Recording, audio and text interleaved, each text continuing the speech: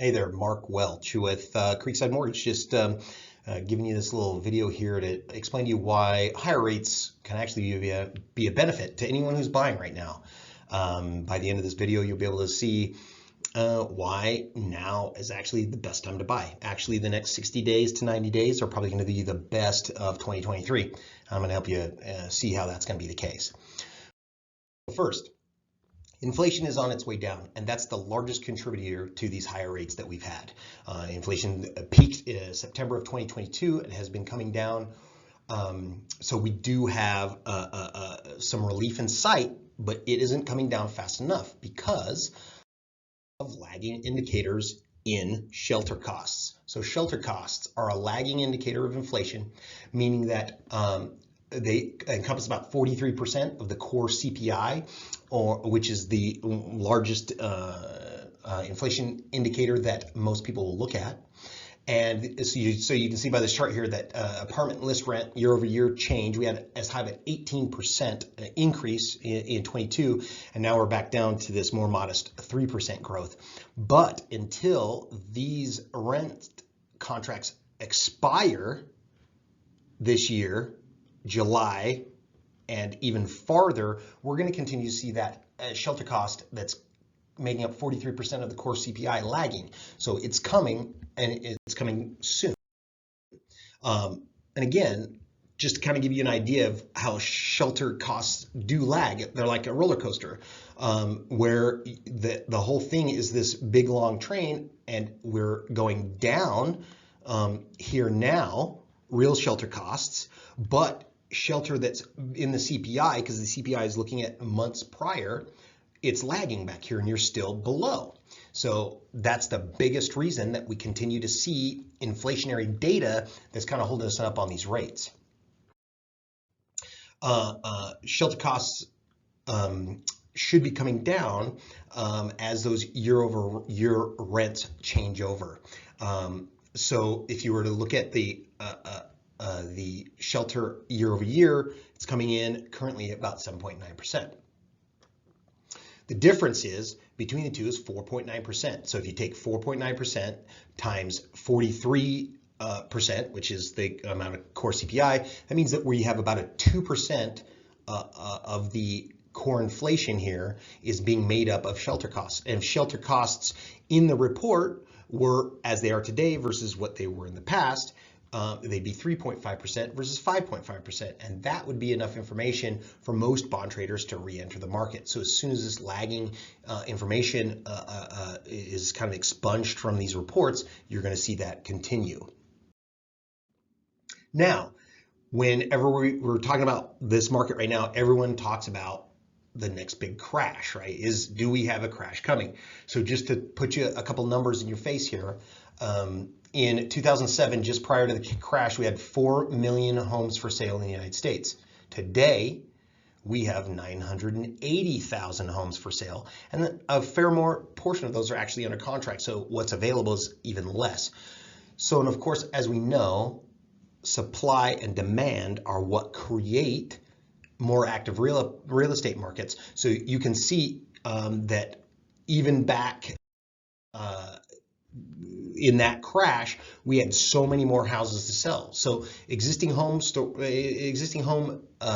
inventory is the real story. You have 980 homes here, or 980,000 homes for sale, but 402,000 of them are off the market. So that means that we only have about 578 of actual inventory. So that inventory number is actually even lower, meaning that as soon as any kind of consumer confidence returns as far as interest rates go, this inventory is going to go real quick.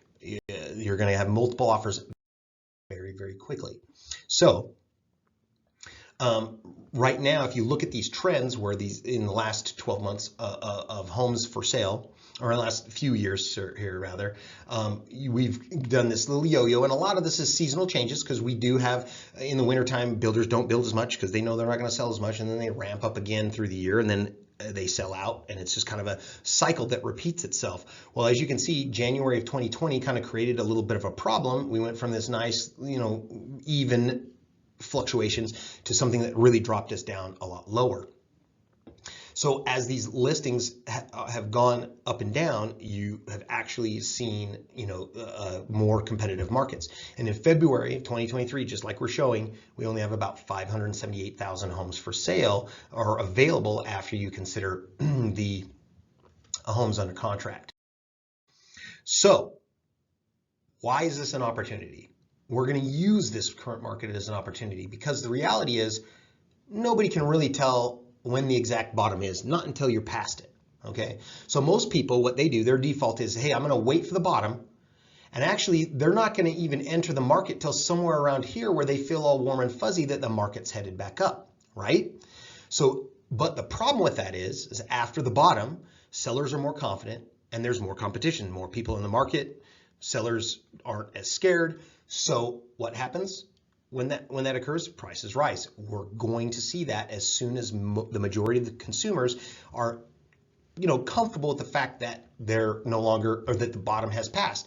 So there's an opportunity zone though, before you hit the real bottom, where sellers are more fearful and there's less competition. There are less people in the market right now, and the sellers are fearful. So you're getting great deals.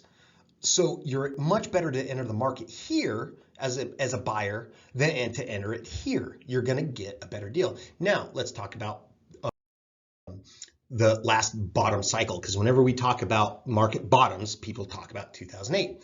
Well, the last market bottom was just the early part of 2012. Well, after the market bottom occurred, over the next 12 months, we actually had an 8% appreciation, and that was with 2.4 million in inventory.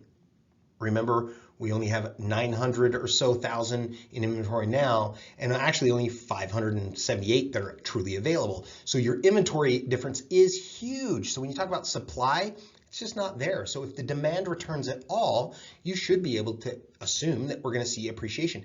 Again, 2012, with 2.4 million homes, we had 8% appreciation. Today, we're back at that 980. It makes it really difficult to think that you're not going to see a pretty large increase. So let's pretend that instead we got just 3% inflation. So now we have a home value of 500,000 here with a mortgage amount of 400,000. Now rates have risen in the last month about 1%, which monthly payment increase is about $257 for the month. That gives you an increase over the year in the cost of the mortgage of $3,084. But now let's talk about the opportunities. So right now, just like we are seeing here in Utah, we've got builders that are giving $15,000 in some cases, to use toward closing costs and down payment. Obviously, that's going to go away just as soon as the buyer's return and rates go down. So you're going to lose this discount, but it's there now. So let's just say it's 2%, even though it's probably 3% in Utah. So again, we're using smaller numbers or lower numbers than what we could, reasonably argue. If prices rise just 3%, like we were talking about, it happened 8% in 2012, but let's just say it's 3%. So that means between the opportunity discount of 2%, which is $10,000 in this scenario, and price increase of 3% in 1 year, that's $15,000 in appreciation. So together that's $25,000 that this theoretical person is gaining by purchasing today instead of waiting when this is gone, and they may even miss out on a portion of the appreciation as things start to accelerate and you start to see competing offers. Now let's say we also have the cost for the higher rate, $3,084, and we've got to refinance something. Okay, so together let's say it's $5,000 again, just for the sake of round numbers, and on the lower side. So realistically, this individual would have purchased something saving about $25,000 in between the savings and the appreciation, and then with a little bit of cost of $5,000, which makes their overall gain to purchase in the next 60 to 90 days $20,000 in this very simple scenario with very truncated numbers. So it's really interesting to me that it actually is going to be better for people to buy before the bottom hits than if they wait. You just need to get that information out there and get people understanding that that's the case and invigorate them to make it happen. Thanks so much for watching, and if you have more questions or want to discuss this at length, you're more than welcome to reach out to me Thanks so much and have a great day.